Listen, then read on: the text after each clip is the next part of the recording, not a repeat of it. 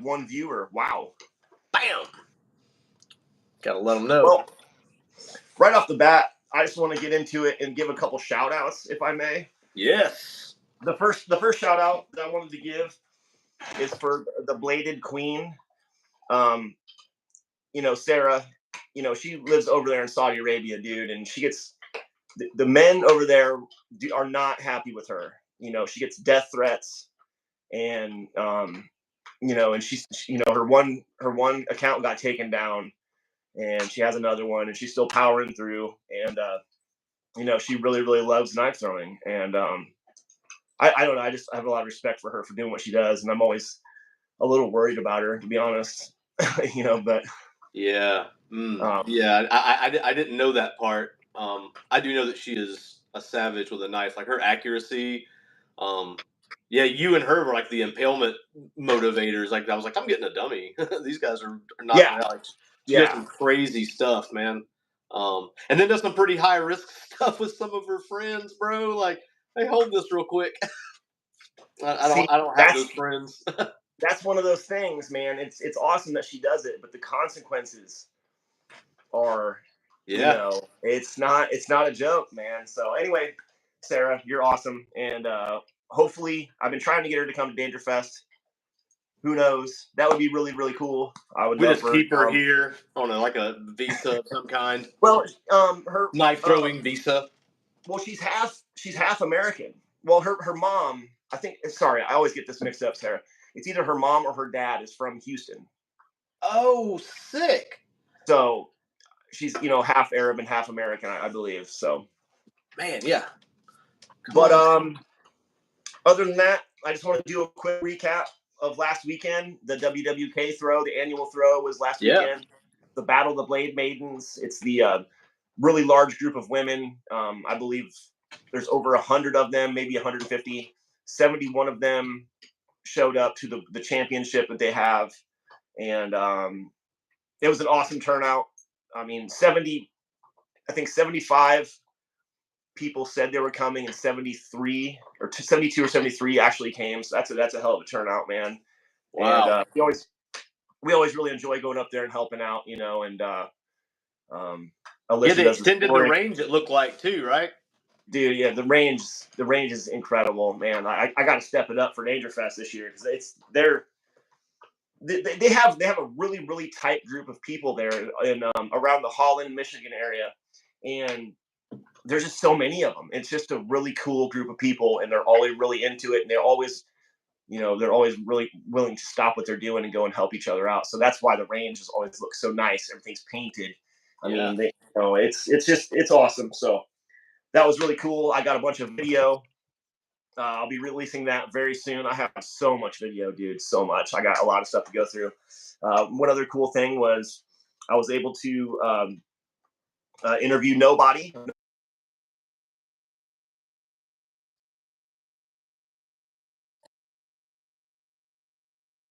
Very cool.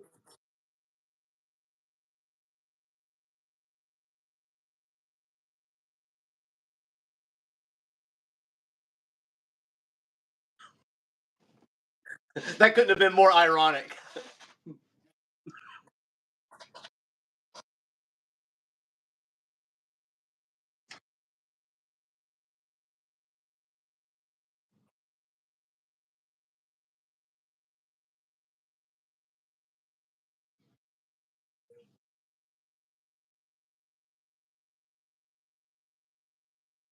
Yeah, in response, I went live and just kind of had like a session in the backyard, just kind of wanted to pick the brains of the people and see like if anybody is watching it, who was watching it, what did they like about hanging out with us here on this platform. And so heard that it would be nice for us to talk about the popularity of knife throwing and how that is able to reach like a broader audience, and how to get what came to my mind was like the cross training with other types of disciplines, and then the fact that it's just super fun. I mean, somehow axe throwing got really insane, and people had these axe throwing places, and I have to admit that did kind of get me kind of pumped about throwing also, but I went once, like I've never been again. Like it was never like, I want to go every Tuesday. But that's a great gateway for like, it's like an entertainment gateway into getting into it. But then there's, for me, it was firearms and getting into it. So I'm wondering, all these different ways that people can get introduced to it, just as an addition. Like it doesn't have to necessarily be like your lifestyle, like it is for a lot of throwers, but it's super fun and the people are really cool, right? So it's kind of like going to a farmer's market. Like I don't want to go hang out with people at a farmer's market, but the ambience is pretty nice. Like I like the bare feet and dreadlocks and like sandalwood everything and weird people with handmade baskets and paying too much for eggplants. Yeah. Cool. Like no, Moonbeam, I don't want to meet you necessarily, but it was really cool looking at you and your husband and your kids and your dog. Rad. So I just think that just because we are so consumeristic, like if you're going to buy something and get into it as like a hobby that you may or may not stick with, like I think this is a really good, like, hey, over here, try this. This is fun. Like the people are cool. It's not lame. It's not like you have to, go somewhere on it, like a one wheel or a bicycle or what, it's like you can do it in your backyard. You can do it while you're intoxicated. You can do it with friends, by yourself. It's not real expensive. It's super fun. It translates to a lot of things. So I think he was kind of talking to, like, how do we get it out in front of more people and it gain popularity? And so I just thought, like, mainly for the people that actually, listen to us do this. I don't know how much interaction you enjoy doing with these poors that watch us. Well, we just got called 2 Biden voters. Oh, man. I don't vote, dude. So take that. Yeah, that's really awesome. 2 Biden voters. Okay, well, give me someone forgive good to my vote compassion. for and I'll vote. Like, oh man! All right. Well, I don't know if I've ever 2 Biden voters. FS. I don't know. What does FS mean? For sure. I don't understand like the young people lingo. Okay. Oh man. He's a DIY himars. I don't know himars. His like I wonder if you're talking about like ARs. Do you build ARs? Yeah, that hurts. That hurts deep. It cuts deep. Come on, man. Anyway, but someone said earlier that you froze. He can't be froze now, right? Please tell me he's not froze. I think they were talking to you because you kind of froze a second ago. Yeah. It's okay. Doing it right now. Oh man, that's really funny. 2 ditties. No Diddy. No Diddy. That's really funny. The stream is good. Okay, I'll take that. I still don't know what 2 ditties is. Okay. Excuse me. I'm in my late 40s, bro. Like I'm not gonna pick up. Like you're gonna have to take the colloquialisms down a notch and just like hit me with some 80s lingo or something would be awesome. So let's get back to getting the sport out there, right? That was the Other than competitions, I think was probably what he was referring to because a lot of people that we watch and enjoy on social media, like we probably will never see them at even like a chill throw, right? I mean, they're out in the middle of nowhere, some people, and kill it. So I am just kind of wondering because it is kind of really weird, as cool as it is to us that already do it, kind of fan out about it. It is really weird, like. And to show someone, they get, whoa, I can't believe you can do that. And I'm like, yeah, we all can do that. How come it isn't huge? Like I love the posts that are like, this should have 3 million views. And I'm like, well, dude, it's got 3. So, but thank you. Yeah, you know what I mean? I know. Well, it's growing. It has grown in the past decade that I've been involved a lot. Of course, Waddle and Battle, they were the first ones to get on ESPN. And it's very similar to what we do, except we throw from much further distances and it's much more difficult. But let's be honest, that standing on the line and throwing, you've really, really got to be into it to really want to watch that stuff. It's like watching darts to me. Darts is huge in Europe. I don't get it, but they freak out, dude. They're like soccer hooligans in the crowd, freaking out about bullseyes. But the getting more people involved, we need to get more the more exciting stuff out there. Number 1, fast draw. that is the future of the sport, dude. And if I can have anything to do with it, that I know we've talked about it, and I haven't really gone anywhere with that. But I have a couple people I really need to talk to about that soon. But if we get Fast Draw on TV, come on, dude. Like for the first time, we had Humphrey. Indian gave me he took my Fast Draw timers back. Anyway, he had him up there, and they did Fast Draw at the women's competition for the first time, and dude, it was so cool. I filmed the whole thing, and I'm gonna chop that up and make it into one individual video. But dude, they were having a ball. Very cool. And I was up there, trying to coach everybody because a lot of them have never done it before. Yeah. And you do Fast Draw, your release changes, your distance can change a lot. They're not so much more. But man, it was just so. That was the best time I've had watching people throw in a long time, man. It was very super cool, and the ladies loved it. So, and everybody's standing there. No one's doing anything else. Everybody is standing right there watching Fast Draw because during the competition, people are wandering all over the place doing whatever they want. They're waiting for their name to be called when they're on deck. So we get the Fast Draw going, we get the trick shots going. I mean, that's the next level stuff. Of course, there's TV shows now where people have been showcased. The Ultimate Marksman that was on History Channel. I got screened for that, and I was high hopes to get on that, but I have a little bit of a criminal past, and I think that was what was holding me back. But Lauren was on there, Sarah Dick was on there. They were on there with David Adamovich Rodini. Sarah ended up winning the whole episode, which I was super proud of her. Her and Lauren were both part of the Full Tang Clan for a long time, so that was really cool to see them on there. Very cool. Jason Johnson, of course, he was on the spinoff series of Forged in Fire called Knife or Death. And he wasn't able to do any throwing on the show that I remember, but that was a huge thing for the community and him. That's what got him, in my opinion, the starring role in that movie that he was in. It's the Bass Reeves story. It's a true story about the first black lawman in Texas. Yeah. The name escapes me, but yeah. I still haven't seen it yet because you have to pay for like some kind of Paramount thing on, and we have Paramount Plus, and it's still a nope. It's like, I don't know, but plus tax and shipping and handling. Paramount plus shipping and handling, or something like that. Well, one of my friends did see the movie, and he said the movie's Corsica or something like that. Corsicana.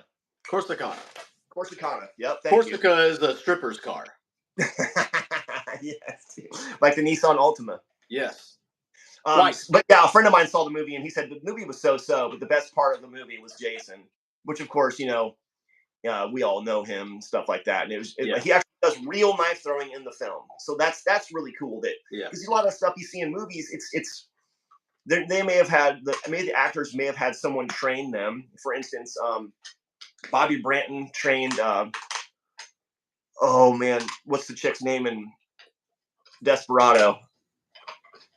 The hot Mexican chick. Yes. Dusk Till Dawn. Come Somebody on, in the comments, help us out. We'll help me out in the chat.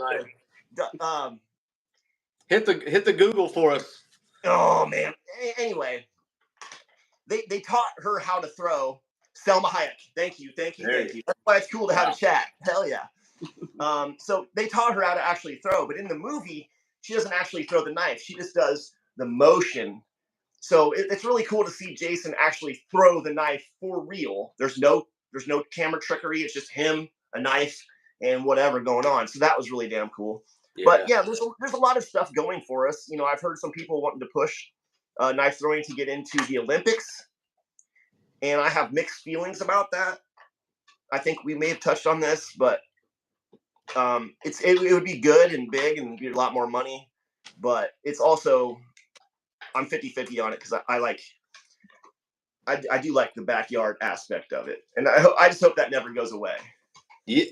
Yeah, I mean, you can always do an addition. I mean, there's already the competitive component, which is the majority of it anyway. So I mean, you can just get more refined that direction, and then keep the backyard, vibe, and then you can go like this whole other direction to like the lifestyle side of things, where people have like sheaths for certain stuff, and knives have names, and it's like you've been on Grateful Dead tour, like all the throws that you went to, like it's like you got like stories, and it's not about all about, well, I did a 240 at a, it's I hung out with so and so fell in the lake. It's like it's a whole different, because there's all of that.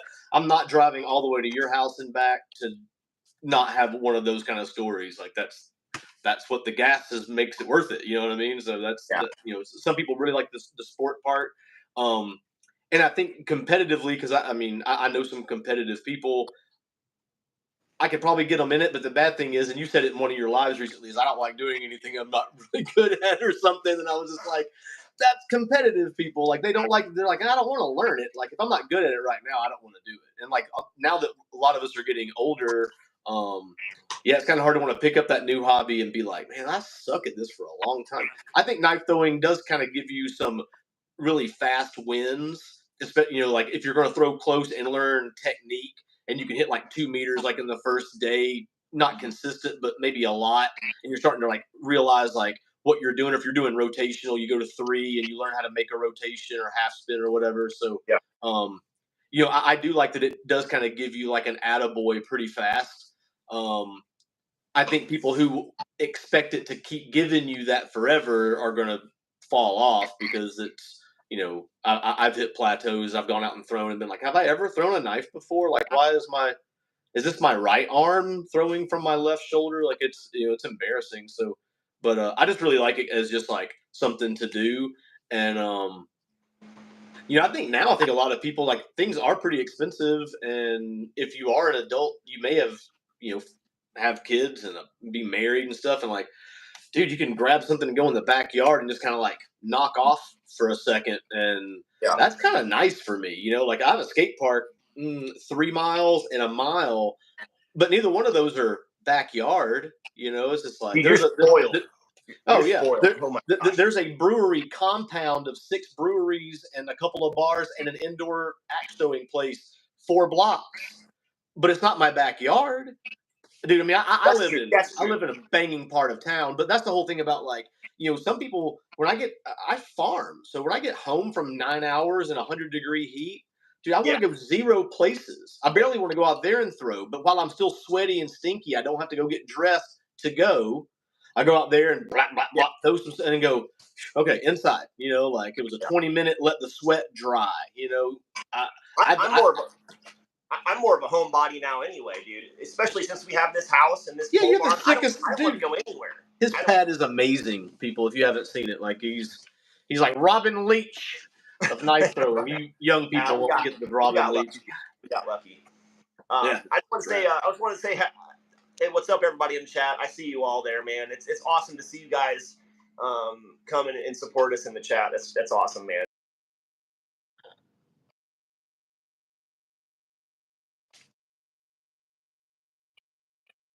Yeah, atrocious proxy. I'm down with that. Go out and clear your head. Just going out and some of this best throwing happens when I'm upset and trying to clear my head. Yeah, man. I mean, some of my coolest, any of my like really good tricks, I'm having some inside dialogue about, am I going to paint the porch Saturday, or am I going to like do some gravel, like click? I'm not thinking about it at all. Like I'm just watching it. My brain's like, well, shit, if he's not going to pay any attention, I guess we'll just pin this and go inside. It's hot. It's like that swinging thing that I finally hit the other day. I wasn't thinking about it at all. Like I was totally into stuff. I think I was thinking about the yard needing to get cut or something. Isn't that nice? Isn't that nice when your muscle memory takes over, or I get to that point sometimes. Well, you stop getting in the way of it, is what it is. Like you're like, oh, I want to measure all these distances. It's like, I don't know physics. Just throw the can, dude. Like pin it and go home. Yeah. I gotta admit, dude, it bothers me a little bit that you don't have a reaction after you hit those cans. It just comes from shooting. Like if I shot at a target and missed, that's when you would see a reaction, like, I mean, it's supposed to go bing. It's not supposed to go like, yeah. I'd be like, what the, I mean, who's paying me to teach them at that point? Right. So, yeah. Well, and also like, if that's kind of the goal, I just don't put that in like joy and celebration in the same box usually. Not for thing. I mean, I don't really know what I get like animated pumped for. I don't know, like something silly, like if I saw like, the dogs do something funny in the yard, or a drag queen do like some awesome like death drop and people like get something weird that I could get animated and be silly for. But I'm out there trying to do that. So when I do it, it's kind of like it, in can catching, I like to do that. If I can do 20 or 30, that's dope, because like all I'm doing is I'm just trying to get mechanical repeatability. It's 4-ish meters with a half spin that should work. If I get it to work all of the time, I mean, that would be amazing, right? Like nobody has 100% anything, but that's what I spend a lot of time on. It's really easy on my body because my shoulders aren't great anymore. Yeah. So like that half spin, and it's not far, is just nice and chill. It's just, and then I can also like really pay attention to some mechanics. And then if I get interested in something else, I already kind of know how to learn. That's been my big thing with teaching firearms, is like, I don't really care about teaching you stuff. I want to teach you how to gain, like how to process information yourself. That's then it's actually learning. Like you learn how to learn. So with throwing, that's been a big thing. Like the different ways people pitch, some flick, some toss, some lob, they're all different. The throws are different, stances are different. But if it all is together and it works, then it gets repeatable. And the repeatable part, that's what I like about it, is in shooting, you better be repeatable. You can't just go, I shot a 12% today, can I qualify for the police department? It's like, no, pimp. Like we're not going to do that. So kind of the same thing with throwing for me, is like I like the idea, and I will never sit there and just throw a static knife over and over again. It's not that much fun. Like I'm not trying to analyze those mechanics that macro. I really like the instinctive idea of, ooh, squirrel. Like you see something and you've got to go chase that for a second. Yeah, I enjoy that because I'm not trying to compete or anything. This is just my pastime fun. I do think that translates to a lot of. I think that scratches a lot of itches for people. Because like the trick shot thing, only people that are into knife throwing or tomahawks or even know about it respect like the throwing. You show the most basic trick shot to anybody that's in a cubicle or at a bar, you gotta talk for 5 or 10 minutes. Like they're like, that's amazing. Yeah, and you're like, that sure was a long time ago. Like it is in the beginning for anybody, but like when you start doing it's like, cool. Yeah. So yeah, I don't always get excited when my trick shots, but I usually do when I'm trying something that no one else has done, and that's what I've always tried. That's what I've always tried to do with my trick shots. Is I don't like to copy anybody else, and anymore it's hard not to. Yeah, I always just got stoked on like my further stuff or trying stuff that's never been done, and yeah, once you get past 7 meters, like it's just a whole different. And this is for like you guys listening, if you're doing like catching stuff, because it'd be nice to learn something, I guess, if we have anything to offer. But throwing it like 3 to 5 has a certain hang time. Once you get at 7, that hang time is different, to the point that, man, if you preload your throw, that's going to be different. If you're throwing any sort of half spin or rotation, like you have to slow that spin down exponentially, because that 3 extra meters, it's almost twice what you were throwing. And so like, especially me throwing half spin, anytime I've ever thrown anything like 6 or 7, that throw, I mean, I'm watching something so long, because I mean the throw still gets there fairly fast, but that can, especially an empty can at 7 versus an empty can at 4, maybe not maybe indoors it might not be quite so bad. It is a different, it travels different in the air, even if it goes where it's supposed to in a dead wind. It's slow. It looks different in the air. So for you guys that are really used to seeing a 3 or a 4 meter object in the air. Once you get at 6 and 7, shit looks different, man. It's just you're looking at something different. The target looks like it's a mile away for a while. It hits totally different. Yeah, another factors are I usually put weights in my cans just because it's easier to toss them kind of where I want them to go. And plus, further distances, you absolutely have to have. You have to. And then I'm not sure if anybody ever pays attention to too much to my distances and what I'm throwing the can at. My ceiling's only 12 foot inside my pole barn. So I like to throw, yes, the hang time, that helps. The time and tracking. But I like to throw my can at the target. Like, I don't like to have too much hang time, so I have to react fast. And another thing is, I don't preload much. I don't start with my knife up here too much. I like to throw it and then come. I just feels like it's just something that I like to do myself. It makes it a little bit more difficult or rewarding, And of course, this is the repeatability. Of course, if you break that stuff down, it's going to be easier. But I just like to challenge myself. And then the other thing I always challenge myself was I like to stick it to the target. I don't really consider the backboard a good stick. That's just my own opinion. I have my own thoughts in my head of what I think is good and not. But yeah, you should definitely have a much higher bar set for yourself than a lot of people that have been throwing for a lot less amount of time. Because some people, if you're catching stuff, if you even give, if you even care about catching things and you're doing it and you're enjoying it, dude, we're so pumped it doesn't even matter. But I remember somebody commenting about like one of my sticks was like very 3 o'clock or 9 o'clock like this, and it was like a good thing. And I'd never even thought about that. And then when this was back when I was still in rotational, and it's like, well, of course that matters because that lets you know if you know where you are.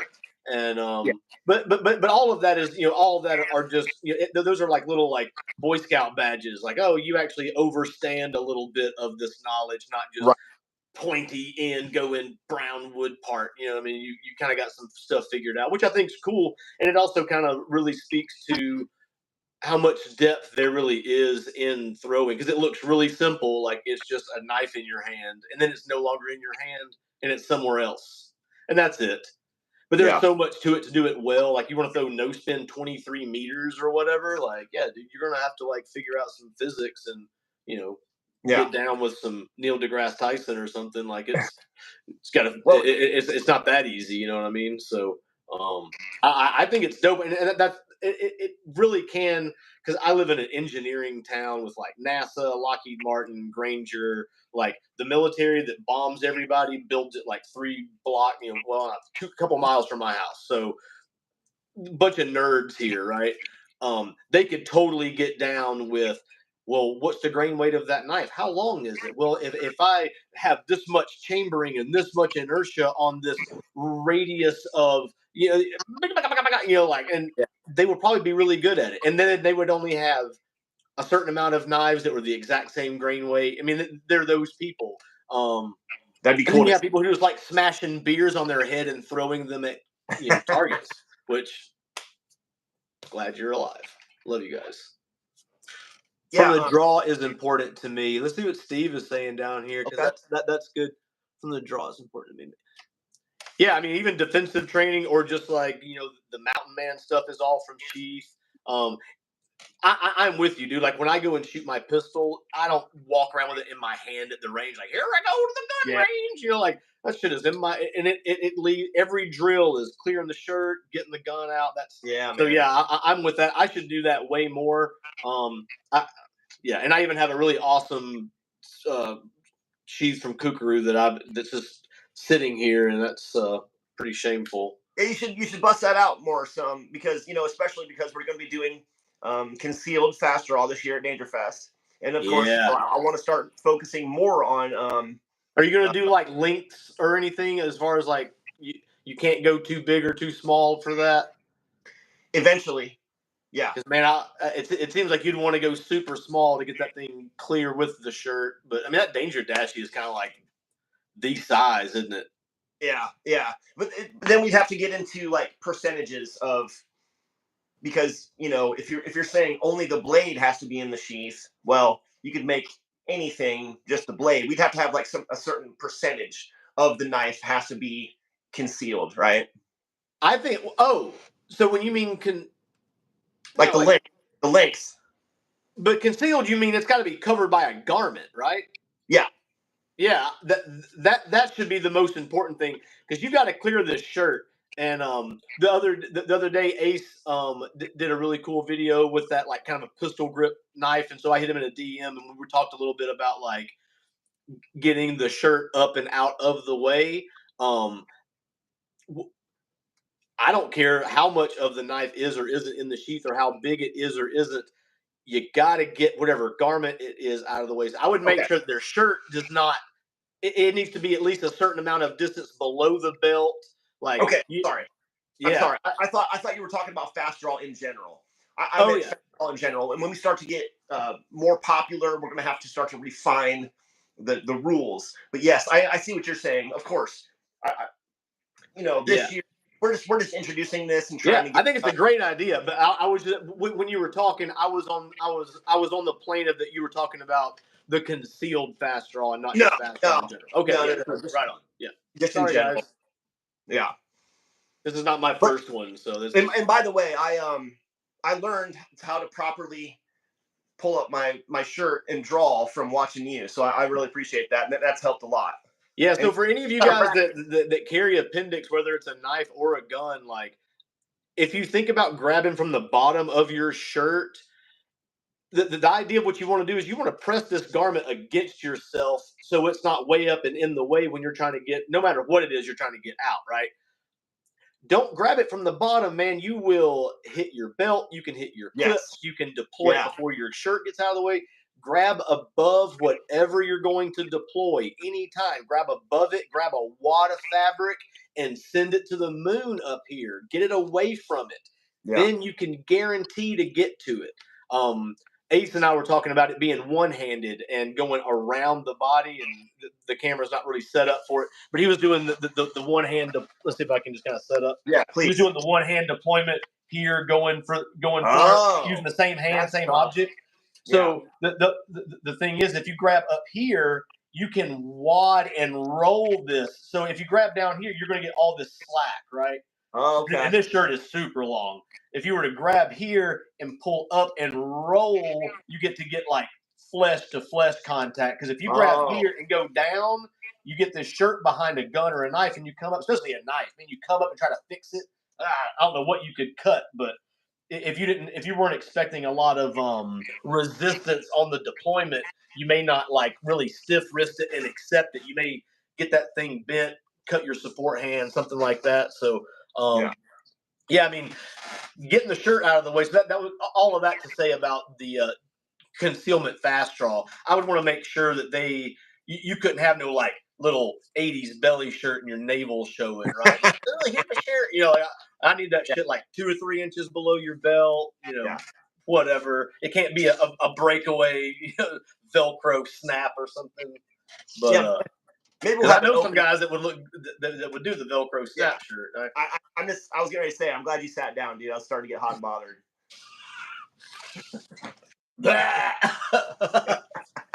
Lord have mercy. So there's Ace is actually the one that's kind of been pushing for all this extra stuff. Him and I talk a lot and about the fast draw, the concealment stuff. And we even have like ideas of like sitting down at a poker table, like you're actually playing poker. Yeah. And the light goes off. You have to jump up and pull it out of your boot or wherever you have it on you and then throw. Yeah. And there's just so many ideas that I think are awesome. But the unfortunate part about DangerFest is we were already stacked full. Dude, if you guys go, like it is nonstop. Like you get there, you wake up. Like when you wake up to like thunk, thunk, thunk, and probably Judah howling or something if he's awake yet. But we are trying to add 2 extra events this year, so it's going to be tough. I like everybody to have fun, also. So, but anyway, the 2 events we're adding is a full amateur and pro half spin only event. I think that's going to be super fun. I've been wanting to do it for a while. It's just I said I'm not competitive. we're man. Come on, just get involved. and then of course the concealed fast draw, and then the other thing that I want to play with. We might do this on Thursday with the people that show up early. I want to do hardcore fast draw. Instead of throwing at cottonwood, we're going to be throwing at 3/4 inch OSB or plywood. So no, man. What? You can't throw at OSB. That particle wafery shit, man. Well, some kind of ply, maybe not OSB, but some kind of thick plywood. I'm just saying, no more pussy throws. We can't just do like 2x6s. You gotta throw into some, man. That's I'm just thinking about. Well, we'll steady it. We're not just gonna lean it up against a building. I'm gonna steady it. It'll be fine. Oh, I know it'll be fine. But man, I'm just like, man, particle board is yikes. That's don't worry. I know I said OSB, but I probably meant like the layered. What's the layered 3/4 inch plywood? Just zip. Yeah, plywood. But some of that mobile home paneling, that shit's really yeah. But I've been thinking about this for a while, man, and I want to have those are going to get messed up pretty quick. So I'm going to have like certain panels cut out, and we can replace them or whatnot. And then the other really cool thing I was wanting to do is there's always been this argument about how fast someone can throw a knife. And there's radar guns. Most of the radar guns that are used for whatever. Do not bring the police out there with their radar gun. Well, it doesn't work. And then there's a lot of these other things now that Loic told me that they do work. And then we have Ryan Moomaw that's super scientific. He breaks everything down with frames per second. He weighs your knife. And I think that's the most accurate way of doing it.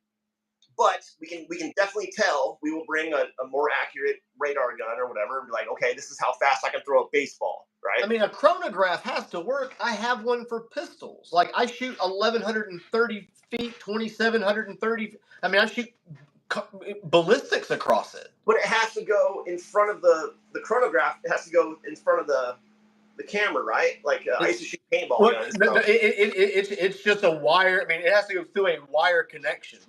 Okay. Regardless of what we're using. Yeah. Some people say, well, I can throw a baseball 78 miles an hour. I know I can throw a knife that fast. Well, we're going to test it.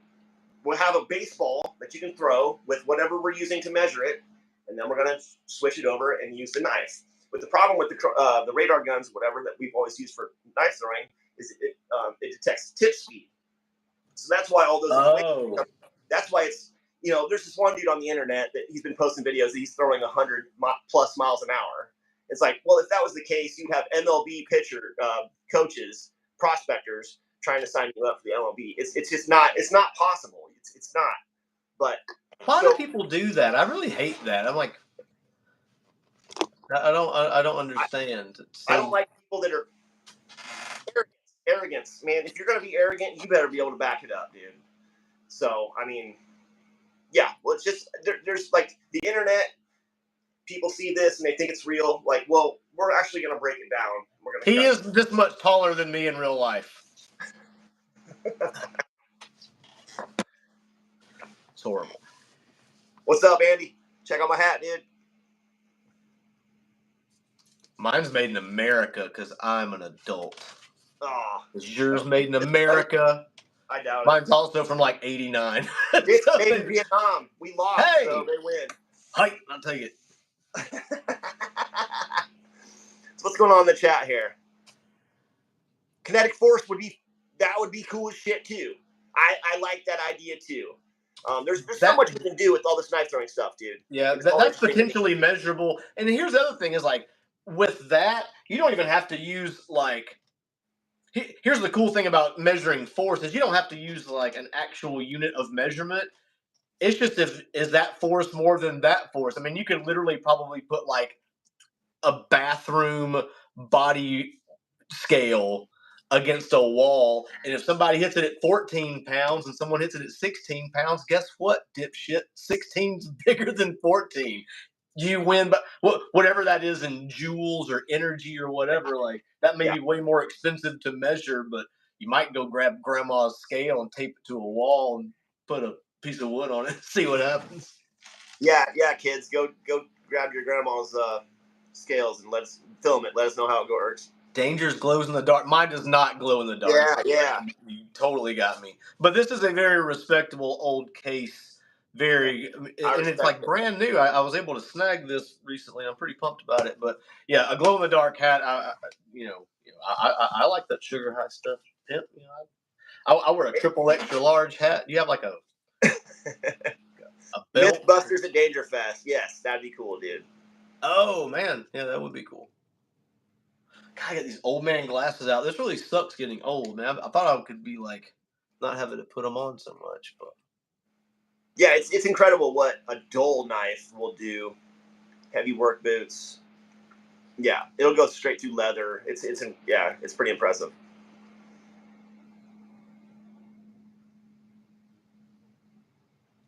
He's the guy who talks about the town. The rest is kind of no shoot. What? Man, I don't know. I have no idea. But do you have any other topics wrote down?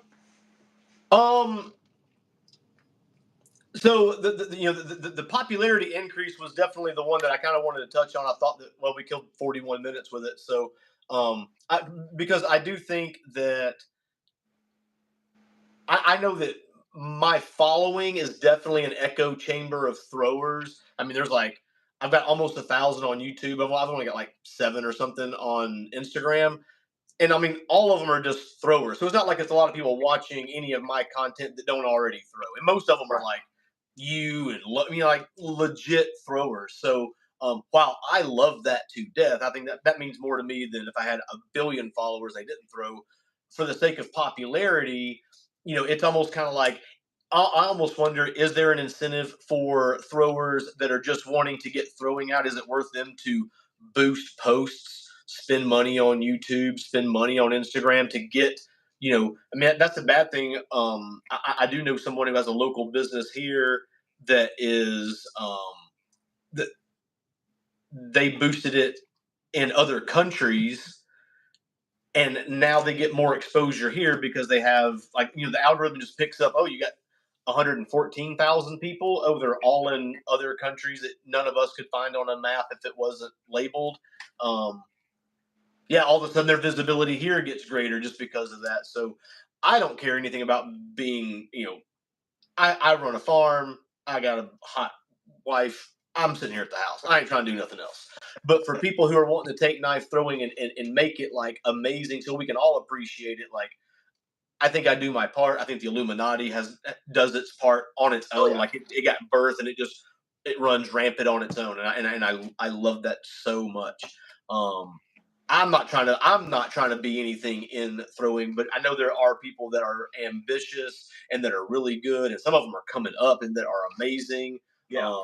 I mean, like the B team is every bit as good as these OGs that have been throwing. I mean, there's some guys out there now. They're like, what did I just watch? Like, are you kidding me? You see Aiden and James throw like both pin that ring the other day? Of course you had it on your story. I mean, it's like, come on, man. I mean, like, I know. It's a father-son duo, and it's got the story and the thing, and that's that marketability for for like getting it visible in a whole other aspect of WKTL or all of the competitive stuff, or Ziggy in those yoga pants. Did you see that the other day when he threw all of those knives and his ass just like? If you guys haven't seen that, if you're still on here, like for a while now, it's just that. I'm sponsored by D2A, and I was signed a contract to say I can't do gay shit. Well, I gotta say, man, that I will never let Amber watch that again. She was like, "You're gonna start doing squats?" I'm like, "No, I'm not going to do that." But he's taken. So. Oh shit! What was I gonna say? Yeah, I mean, I'm trying. I am one of those people that's trying to get it out there. But it's not easy because on Instagram we're all suppressed. Instagram literally told us we are not showing your stuff to non-followers.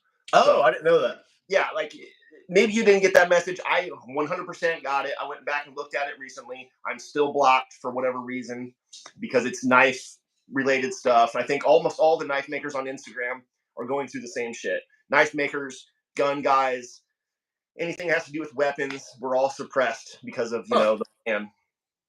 So weird. But YouTube's much more lax now, and that's where I'm. That's why we're on here right now, man. My channel's blown up quite a bit, and we're getting a lot more people. We're getting a lot more eyeballs on the sport, and something we love, and hopefully for the better. I mean, Adam Cheladine's got over 500,000 subscribers, so yeah, he's been doing flying to China soon. I just saw. What's that? He's going to China. I heard. I don't know. Yeah, so we'll see. That'll be cool. I'm for me, just because all of my hobbies are fairly cost effective and they have been my whole life, I've always I like frisbees, skateboards, knives, like harmonicas, like everything. I don't want to. You sound like a hippie.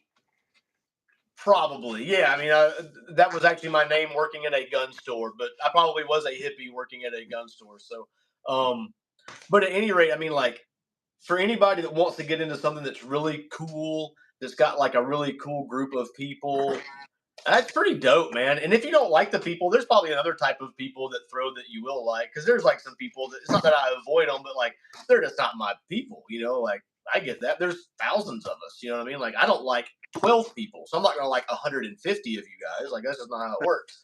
So, but yeah, I mean, you can find your folks, man. Like there's so many people that came from BMX or skateboarding or Harleys or military, or I mean, it's just all these backgrounds that you can like go and vibe with your folks. I think it's dope, man. I mean, I have a whole bunch of skateboards, but I have a whole bunch of knives in this room right now, and I don't even have a big collection like you have. I've been to his place, and he has like shoe boxes that if they fell on your foot, like you would have no foot.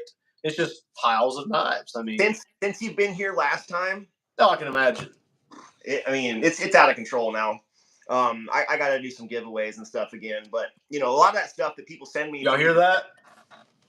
A lot of stuff that people send me for test, I just hold on to it, and then I'll eventually give it away at DangerFest. I've been doing that for the past couple, and it works really good, And man, one of these episodes that we're going to do soon, it's going to be a DangerFest specific episode, because I got a lot of stuff that I want to kind of go over.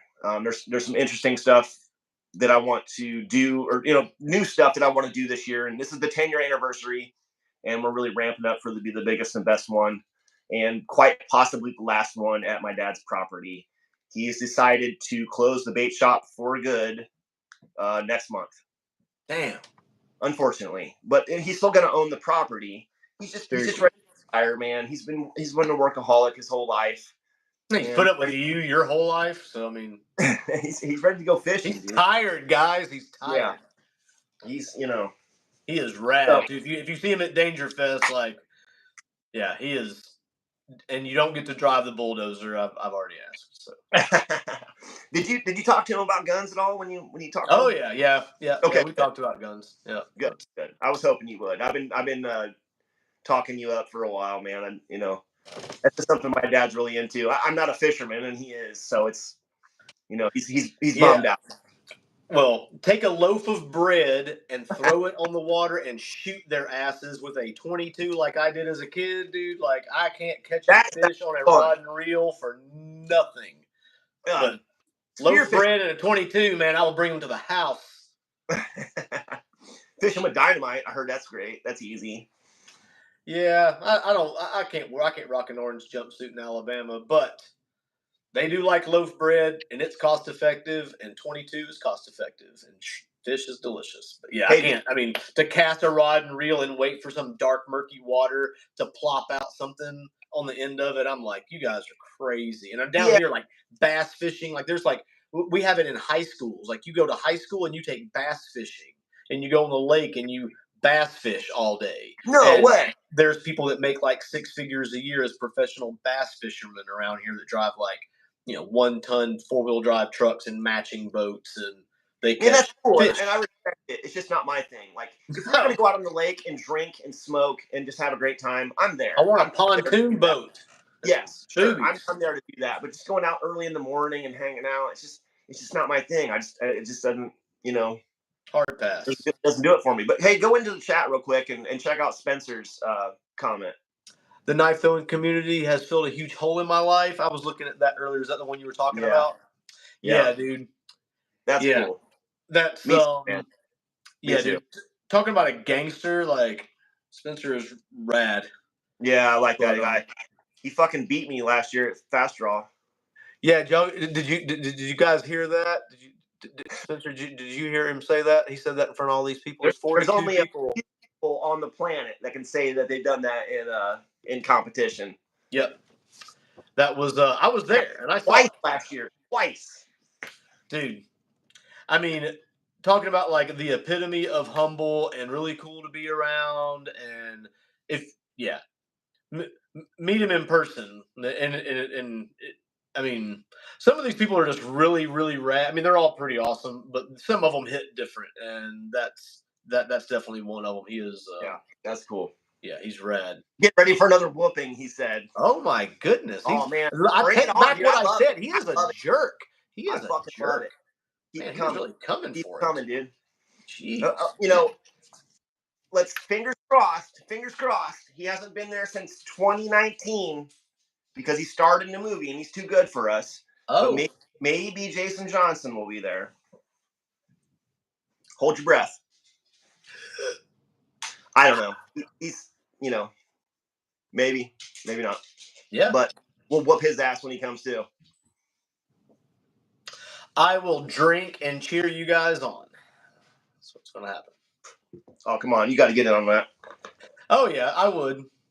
I did get to throw against this guy last year, and it was at least fun, and it wasn't a total obliteration, I guess. We both missed our first one, so I felt like, yes, he is fallable. I love it. It's intense up there on the line, isn't it? It's super fun. Like, I'm a pretty laid back guy, and I get so much time anxiety when I get on that line. I'm like, oh, it's weird. It's a whole different. Yeah, when everybody's standing there watching you, I think that's why people gravitate towards it. I think there's so much like jittery energy. I bet I didn't even feel any bugs. I bet they're kind of like, whoa, these guys are like freaking out. Like, I am not biting this guy until he gets off this line, dude. Like, he's getting bananas. There are no bugs because we pay good money to spray that whole property before everybody gets. Believe me, if we didn't spray the property, it would be miserable. Yeah. I have to do the gun range. I feel you. Yeah, it's worth every penny. I don't care. I'll pay that money every year. Yeah, 100%. I live off that energy. Yeah, dude, it's awesome. Yeah, I could tell you were soaking it up last year, man. That was cool. What would you like to talk about? What's that? What do you want to talk about? Just another quick shout out, dude. Like, I got this package last week, and I haven't done a video on it. I just been super busy with leaving last week and everything. But A Few Good Knives, James sent me a butterfly knife, and I've never had a good butterfly knife in my life. Oh man, from dude, he is a G with those. I don't know a whole lot of tricks. This is about all I know. I used to know a thumb roll. I pulled this out of the box, cut myself instantly. It was awesome. It's razor sharp. Not a trainer. He sent me 2 packages. He sent me this, and it's got the squid shuriken in it, which I haven't thrown yet. I'm excited about this. I'm gonna do some trick shots with this. But the second package came later, and it was an envelope with a couple stickers in it, and it was filled full of Band-Aids. That is hilarious. Because he knows that I'm gonna get, jacked up, and I did. I've cut myself at least 5 or 6 times. But thank you, dude. This is really, really cool. That is a really nice gift, man. Yeah. That's awesome. It's really cool, man. And I've been spoiled, dude. These past 2 years, I get stuff that I do not deserve, and this is one of them.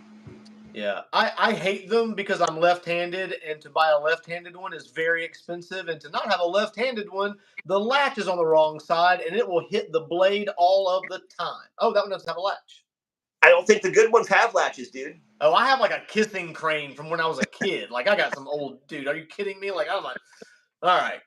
Because, like, man, well, if you go on like Blade HQ, they have left or right-handed. They're like $1,700. I'm like, wait a minute. That doesn't even make any sense. I know. Right-handed. Well, they make left and right-handed cutlery, and it does make sense when you start cutting with it as a left-handed person. It's worth the money. But wait, yeah, there's no such thing. Yeah, there's no such thing. You just flip it over the other side. Okay, well, mine has a latch, and if you go with your left hand, it closes up underneath the blade every time because it's not on the other side. Because it's got like a little like a latch that goes to one side. So when you go to close it, it wants to swing up in where it would latch, but it goes past 90, so it goes in where the blade is, and then it dings the tip of the blade every time. Huh. Yeah, it's got like a little, because apparently. Later, Aaron. Thanks for watching. Appreciate you. Oh, you wear gloves. That's a good idea. Do you like the 49ers? That is one hell of a question. What is that? Is that like a ball sport team? I think that's Go Sports. Yeah, but if you add 20, they're not so bad.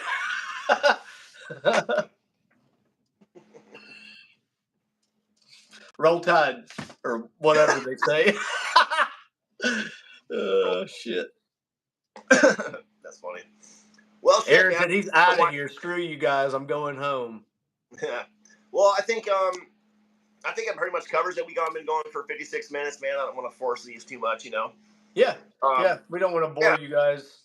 That was anything that you guys want to hear us say before you leave? Or we leave? Please. And anything you guys want to talk about? Please shoot us some messages. I'll leave my email and all my social media handles in the comments or the description. But yeah, shoot us a message anytime you guys want us to talk about something. Yeah. We'll be doing these weekly or bi-weekly whenever we kind of. Yeah, because we can just call each other and talk shit about you guys behind your back. So you can tell us what you want to hear to your face, and we'll do these videos and let you guys be in on the fun. Hell yeah, Spencer. All right, just man. Jeep being awesome. You correct that. There you go. Thank you, Spencer. You sweet. All right, man. Thanks for watching, everybody. Thanks, Campsite. I appreciate you, man. Right on, brother. Catch you on the flip side. Have a good week. Peace.